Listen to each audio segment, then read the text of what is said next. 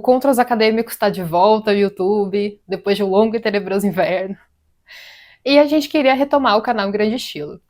Então hoje nós vamos conversar sobre um clássico, talvez eu ouso dizer um dos maiores livros do século XX, que é o A Vida Intelectual, do Serge-Lange. Desculpe pela minha pronúncia terrível, francês não é meu forte. Eu treinei antes de gravar isso daqui, mas de fato eu sei que deve estar errado. Mas tudo bem, vamos abrasileirar. Sertilanges. Esse, de fato, é um livro muito conhecido entre quem se interessa por temas relacionados à vida intelectual, à vida de estudos, filosofia clássica principalmente, teologia cristã. Então, muito provavelmente, se você está aqui no canal do Contra os Acadêmicos, talvez você não tenha lido ainda, mas com certeza você já ouviu falar, já conhece de nome. Então, a gente pode dizer que ele é uma espécie de mini tratado sobre a vida intelectual. Eu digo mini não por conta da qualidade da obra, né, que é sensacional, mas pelo tamanho mesmo. Ele não é um livro longo, né, nessa edição aqui da Kirion, essa aqui da capa preta, ele tem 215 páginas, então é um livro curto e é um livro muito gostoso de ler, porque a escrita do Serge-Lange, talvez algum dia eu consiga acertar esse nome, mas esse dia não é hoje. A escrita do autor é muito boa, é muito fluida e muito bonita também. Ele escreve de um jeito quase poético.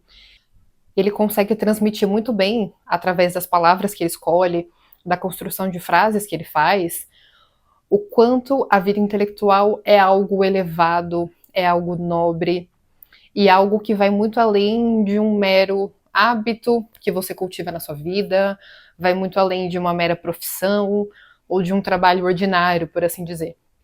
Outra coisa legal dessa edição é que ela tem um prefácio do Olavo de Carvalho, que é um dos, se não o maior, intelectual brasileiro dos últimos tempos. Inclusive, ele diz aqui que esse livro definiu o curso da vocação dele. Então, você vê que não é pouca coisa, né? Um livro que influenciou diretamente a vocação e a obra do Olavo de Carvalho. O primeiro ponto que ele aborda aqui no livro, que me impacta muito, é quando ele descreve a vida intelectual como a vida de um consagrado.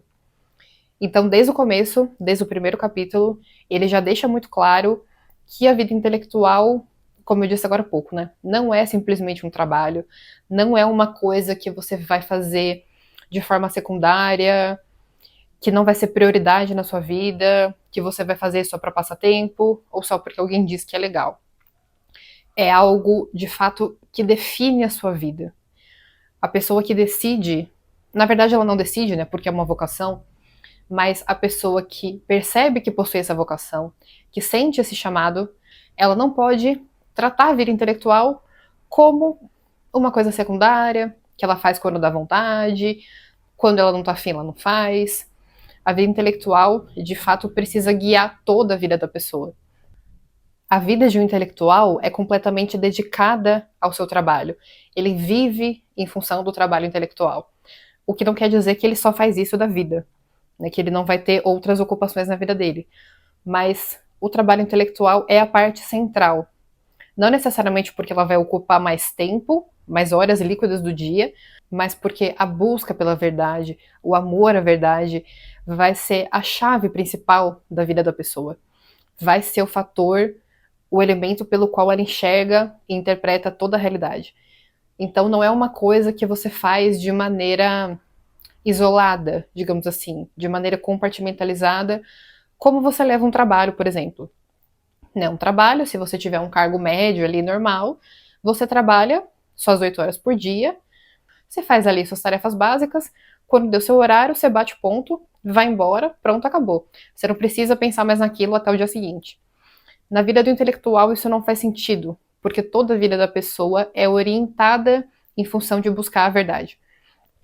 Então esse é um ponto muito importante, e por aí a gente já consegue começar a desmistificar algumas questões que a forma como a vida intelectual foi tratada na internet nos últimos anos fez com que as pessoas acabassem banalizando a ideia do que é ser intelectual. Então vamos falar o português claro aqui, né? Ser intelectual virou moda. Com o crescimento, né, a ascensão do Olavo de Carvalho na mídia, a gente teve aí uma proliferação de pessoas falando sobre esse tema, vários cursos sobre isso na internet. Inclusive, o próprio Contra os Acadêmicos é um projeto que nasceu dessa popularização da vida intelectual, da vida de estudos na internet. Então, é claro que essa popularização não é algo ruim em si mesmo, né? Pelo contrário, ela é muito benéfica, porque ela permite que pessoas de diferentes lugares, de diferentes partes do Brasil, consigam se reunir, consigam estudar juntas, adquirir um conhecimento que provavelmente sem a internet elas não conseguiriam, ou que elas teriam muito mais dificuldade. Mas, como tudo na vida, existe o lado bom e o lado ruim. E o lado ruim é que muita gente que, na verdade, não tem vocação para isso, que não compreende de fato o que é uma vida de estudos levada a sério, acabou meio que se perdendo nessa ideia. E eu nem culpo tanto elas, eu não acho que isso é algo feito de forma maldosa ou intencional, mas o fato é que essa grande quantidade de conteúdos, de cursos, principalmente sobre esse tema, muitas vezes de qualidade duvidosa, acabaram passando uma ideia errada para as pessoas do que é ter uma vida intelectual. E isso é uma coisa que esse livro corrige. Eu acho que esse é o ponto fundamental, assim, e é por isso que eu recomendo que todo mundo que tem interesse nesse tema, mesmo que você já saiba que você não tem uma vocação intelectual de fato, estrito senso, né? Mas se você é uma pessoa que ainda está na dúvida, que já ouviu esse termo várias vezes para lá e para cá, e que não sabe muito bem, não conseguiu entender direito ainda o que é uma vida intelectual, uma vocação intelectual de fato, esse livro vai te dar essa resposta. Aqui ele deixa muito claro como vida intelectual não é diletantismo, não é você assistir vídeos interessantes no YouTube sobre temas filosóficos, não é você ler livros esparsos de vez em quando sobre temas aleatórios que te interessam, não é você consumir conteúdo loucamente, ainda que seja na forma de leituras, não é você ficar lendo um livro atrás do outro, sem ter tempo de refletir sobre o que você leu, sem revisar, sem tomar notas. E principalmente, não é você só ler e estudar sem produzir nada. Eu acho que essa é uma grande virada de chave que esse livro deu para mim, pelo menos. Encostei no microfone. Desculpa aí se fez barulho. Mas retomando. Essa é uma grande virada de chave que eu tive quando eu li agora pela segunda vez. Essa é a segunda vez que eu leio. A primeira vez, eu tinha acabado de me converter ao catolicismo, então eu estava muito imatura ainda, né? Eu tinha acho que 26 anos, por aí. Então eu era muito imatura, eu não tinha de fato estofo filosófico nenhum para compreender em profundidade o que esse livro estava dizendo, mas agora, na segunda vez, eu entendi de forma muito mais clara como a produção é um elemento muito importante da vida intelectual. Então, uma pessoa que acha que tem essa vocação, ou que quer viver dessa forma, né, da forma que o Sertilange descreve aqui, de fato consagrando a própria vida à busca pela verdade, essa pessoa vai ter que produzir, essa pessoa vai ter que escrever, essa pessoa vai ter que devolver para o mundo de alguma forma todo aquele conhecimento que ela colocou para dentro. E isso é algo que pouquíssimas pessoas de fato fazem. Eu diria que na nossa bolha aqui, né, essa bolha olavista, católica, filosófica, de internet, sei lá, se 5% das pessoas que se dizem intelectuais ou que se vendem, podem não usar essa palavra, né, mas que dão a entender na internet que são intelectuais, se 5% produz alguma coisa de fato é muito. E eu acho que provavelmente é menos. Então, é importante a gente ler e entender de fato para parar de tratar como vida intelectual algo que não tem nada a ver com isso.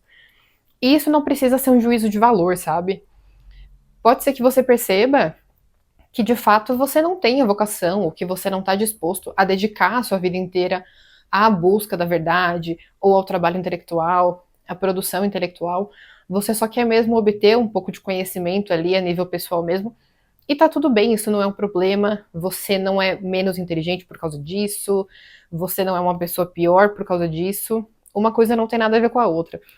Mas é importante fazer essa distinção, até pra gente não ficar, às vezes, sofrendo por tentar fazer uma coisa sem saber direito como fazer aquilo, ou se enganando, achando que está fazendo, quando na verdade não está. Agora eu vou falar mais especificamente sobre algumas partes do livro que me chamaram mais atenção. Eu fiz algumas marcações aqui. Eu vou ler alguns trechinhos curtos só para reforçar meu ponto sobre essa questão da diferença entre uma vida intelectual de verdade e simplesmente o interesse por aprender. Então, olha só, o que ele diz logo no primeiro capítulo, primeira página do primeiro capítulo. Uma vocação não se satisfaz com vagas leituras e pequenos trabalhos dispersos. Exige penetração e continuidade, um esforço metódico que vise uma plenitude que corresponda ao apelo do espírito e aos recursos que ele nos quis comunicar. Então, perceba, né? De fato, não é uma coisa que... não é uma vocação que você vai realizar primeiro.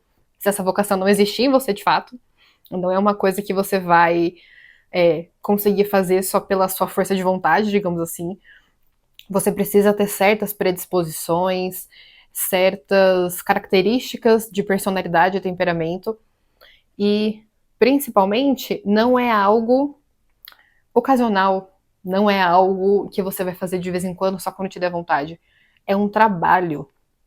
E eu acho que entender, perceber a vida intelectual como um trabalho, se mais pessoas entendessem isso de fato, a gente teria menos gente tentando se fazer de intelectual ou achando que está sendo intelectual de fato, sendo que está muito longe disso. Então, essa questão do trabalho e do esforço necessário também é algo que ele coloca aqui logo na primeira página. Ele vai dizer que ele, a vocação, exige uma séria resolução. A vida de estudos é austera e impõe pesadas obrigações. Então, assim, galera, não é só ler um livrinho ali de vez em quando der vontade, é de fato trabalho sério e contínuo. Mas, por outro lado, uma coisa que ele também deixa muito claro é que o intelectual não necessariamente precisa ter todo o tempo do mundo disponível para essa atividade. Ele não precisa ser um monge ou uma freira em um convento para poder se dedicar à vida de estudos. A pessoa pode ter um trabalho, ela pode ter família, ela pode ser casada, pode ser homem ou mulher. O importante é que ela tenha essa cosmovisão, desde que ela consiga dedicar ao menos 2 horas por dia para o estudo. Então ele coloca aqui essa quantidade como uma média, né? Não é uma coisa também para virar uma regra, tem que ser 2 horas por dia, mas ele está falando no sentido de que é necessário separar uma parte do seu dia, dentro das suas possibilidades, para que você possa estudar, produzir, fazer seu trabalho. Então ele deixa claro, né, que, obviamente, quem tiver mais tempo para se dedicar, via de regra, vai conseguir ter um resultado talvez mais rápido, mas não é a quantidade de horas que vai definir nada, e sim a qualidade do trabalho, o quanto você consegue se dedicar, o quanto você consegue estar ali focado, concentrado no que você está fazendo, a organização que você tem. Então ele vai dedicar vários capítulos, aqui mais no meio do livro, a comentar, na verdade, dar instruções práticas mesmo, de como organizar o espaço de trabalho, como organizar a mesa, como organizar as notas, como tomar notas, que é uma coisa, para mim, muito difícil. Eu vou confessar que, assim, eu já tentei vários métodos de anotação e nunca me dei bem com nenhum. No fim das contas, eu tive que desenvolver o meu próprio método. Mas ele vai dar algumas dicas aqui de métodos de fichamento, de organização das notas. Então pode ser que você se identifique, vale muito a pena testar. E também dicas para a produção em si, para a hora de colocar a mão na massa e escrever e publicar. Mas eu vou chegar nisso mais para frente, eu estou me adiantando. Deixa eu voltar aqui para outro trecho que eu também achei muito impactante para mim e que vai ajudar a desfazer alguns mal-entendidos em relação ao que é a vida intelectual. Uma mania que eu vejo muita gente ter ou desenvolver, né, quando começa a estudar, principalmente quando estuda sobre temas mais clássicos, né, filosofia clássica ou história, é querer meio que fugir da sua circunstância, fugir do seu próprio tempo. É a pessoa que, de repente, começa a acreditar que o século passado era melhor, ou que o século XIII era melhor, ou que a Grécia Antiga era melhor.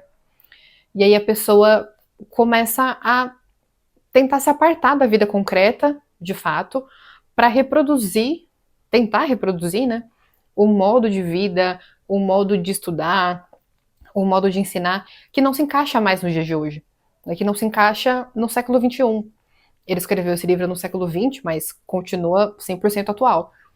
Então, muitas vezes, as pessoas têm esse problema, de fato, né? Ele vai identificar isso como um problema, de não aceitar o tempo em que vive, ou de querer voltar para um passado idílico, voltar para um passado idealizado, onde, teoricamente, né, na cabeça da pessoa, tudo era perfeito. Então, ele vai dizer, esse espírito, o espírito do trabalho intelectual, do ponto de vista do momento atual, e também em geral, exclui o diletantismo. Exclui também uma certa tendência arqueológica, um amor pelo passado que negligencia as dores presentes, uma estima pelo bem passado que parece ignorar a presença universal de Deus. Os tempos não se equivalem, mas todos os tempos são tempos cristãos. E é um tempo que, para nós e praticamente, sobrepassa todos os outros, o nosso. Então ele vai deixar muito claro que não adianta tentar viver uma vida que não é compatível com o seu tempo. Não adianta tentar fugir da sua realidade. Não adianta tentar se enfiar em problemas que não são seus. Cada época tem seu tempo, cada época tem seus desafios, e cabe ao intelectual do seu tempo lidar com eles, sem querer fugir para um passado idealizado ou qualquer coisa assim. E aí esse trecho ele vai complementar o que ele falou, e eu não ia ler não, porque esse vídeo vai ficar enorme, mas ele é muito bonito, então eu não vou resistir. Inclusive esse é um problema, né? O fato da escrita dele ser tão bonita me faz querer marcar o livro inteiro, assim. Eu grifei esse livro de cabo a rabo, e mais pro final, quando ele tá falando sobre as notas, ele recomenda que a gente não faça isso. Que a gente não grife ou não anote coisas ou frases, ou enfim, só porque elas são bonitas, ou só porque elas nos tocaram de alguma forma, e sim que a gente anote o que for útil, de fato, né, para aquele tema que a gente está pesquisando e tal. Mas simplesmente eu não consigo fazer isso, porque a escrita dele é belíssima. E olha só esse trecho. Não nos assemelhemos aos que parecem estar sempre acompanhando os funerais do passado. Aproveitemos, vivos, o valor dos mortos. A verdade é sempre nova. Como a erva da manhã, que um delicado orvalho recobre, todas as verdades antigas têm o desejo de reflorescer. Deus não envelhece. Devemos ajudar esse Deus a renovar, não os passados sepultados e as crônicas extintas, mas a face eterna da terra. Esse é o espírito do intelectual católico. Essa é a sua vocação. Preciso nem falar mais nada, né? Outro ponto muito importante, no qual muita gente erra, é achar que para ser um intelectual, a pessoa precisa viver no mundo das ideias. Ela precisa viver de abstrações. Que ela tem que se apartar completamente da realidade, da vida prática, para viver enfiada dentro de um quarto, lendo o tempo inteiro, escrevendo o tempo inteiro, sem ter contato nenhum com a realidade.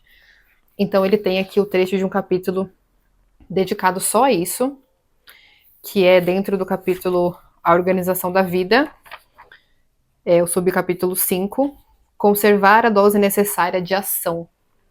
Então veja, ele vai escrever um subcapítulo todo para dizer que agir é necessário. Viver a vida prática, fazer as coisas básicas e comuns do dia a dia é necessário. Então tem um trecho aqui para ficar mais claro. Por outro lado, a vida intelectual precisa do alimento dos fatos. Encontramos fatos nos livros, mas todos sabem que uma ciência puramente livresca é frágil. Sofre do mal da abstração. Perde qualquer contato e, por conseguinte, oferece ao juízo uma matéria muito diáfana, quase ilusória. Então veja que ele está deixando muito claro que uma vida puramente livresca, puramente baseada no conhecimento teórico, é frágil, é fugaz, é diáfana.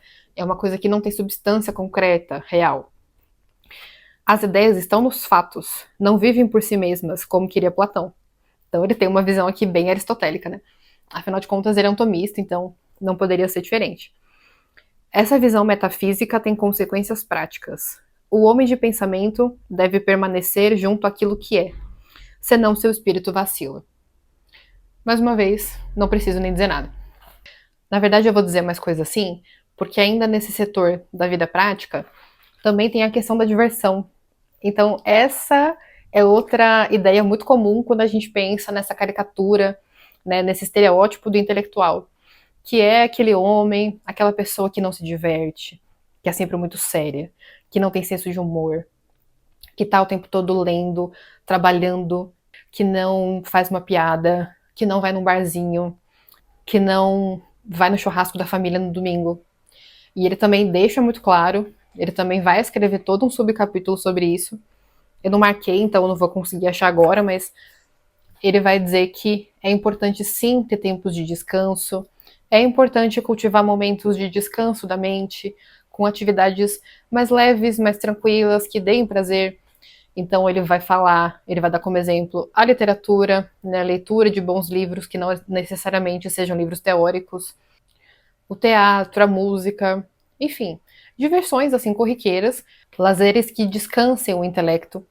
Ele deixa muito claro que é contraproducente não descansar, é contraproducente não ter nenhum tipo de diversão, nada que possa tranquilizar a mente. O silêncio é importante, a introspecção é fundamental, mas isso precisa ser contrabalanceado por uma vida ativa, pela convivência com pessoas, por resolver questões práticas e por se divertir. E agora, para encerrar os trechos que eu vou ler, esse aqui também eu achei sensacional. Na verdade, os 3 últimos capítulos: a preparação do trabalho, o trabalho criador e o trabalho e o homem, 7, 8 e 9. Para mim, esses foram os 3 capítulos mais impactantes de fato, porque é onde eu percebi que não existe vida intelectual sem produção, sem criação, sem escrita, no fim das contas, né? E isso é uma coisa muito negligenciada no nosso meio. Então ele vai dizer aqui, né, na primeira página do trabalho criador. Ponto 1. Escrever. Literalmente. Eis agora o momento de produzir. Não se pode estar sempre aprendendo e sempre preparando. Escrevendo, é preciso publicar. Tem essa ainda, não basta só escrever, tem que publicar. Desde que bons juízes achem que está capacitado para isso e que você mesmo sinta a aptidão para o voo. Ele não está dizendo para a gente agir, sei lá, de forma imatura ou de forma irresponsável, avoada de alguma forma, e sair escrevendo, produzindo e publicando qualquer coisa. Mas tem que escrever, tem que produzir. E talvez eu acho que essa seja a chave, assim, o divisor de águas mesmo, para que você, que está aí me assistindo, perceba se você tem a vocação de fato para ser intelectual ou se você só quer obter conhecimento, se aprimorar intelectualmente e ponto. Quem tem uma vocação precisa, como eu falei no começo do vídeo, né? Precisa devolver esse conhecimento para o mundo. Precisa fazer essa síntese de tudo que leu, de tudo que estudou. E, idealmente, né? É claro que é muito difícil. Eu tô falando aqui como se fosse simples. Claro que esse é um trabalho de muitos anos, é difícil, é complexo, mas o ideal, né, o objetivo que o intelectual almeja é conseguir fazer essa síntese de tudo que ele estudou, é conseguir interligar os pontos, conseguir conectar as informações para produzir um conhecimento original, para responder questões que estão em aberto, para conseguir, de fato, entregar para o mundo um novo conhecimento e não ficar só consumindo, consumindo, consumindo eternamente. Quem quer levar uma vida intelectual de fato, quem tem essa vocação, escreve, produz, ou pelo menos se prepara para isso, né? Tem isso como objetivo e não fica só vendo vídeo no YouTube ou consumindo curso de influencer. Novamente, não que essas sejam coisas ruins em si mesmas, mas não é isso que faz o verdadeiro intelectual. A vocação intelectual verdadeira é muito mais profunda, muito mais complexa, trabalhosa e, por isso mesmo, muito mais nobre, muito mais recompensadora. Esse foi o vídeo de hoje, espero que você tenha gostado. Eu juro que eu tentei fazer um vídeo curto, eu realmente tentei, mas esse livro é muito bom, tem muita coisa para falar sobre ele, inclusive, né, deixei muita coisa de fora, porque senão o vídeo teria 2 horas. E tentei selecionar, de fato, as partes que para mim são as mais relevantes, né, as mais importantes. Mas é claro que não substitui a leitura. Inclusive, se você ainda não tem a sua edição, eu vou deixar o link aqui embaixo para você adquirir o seu na livraria do Contra os Acadêmicos, tá aqui na descrição. Deixa seu like, seu comentário, pro algoritmo do YouTube entender que a gente tá de volta. Compartilha com os amigos e até a próxima.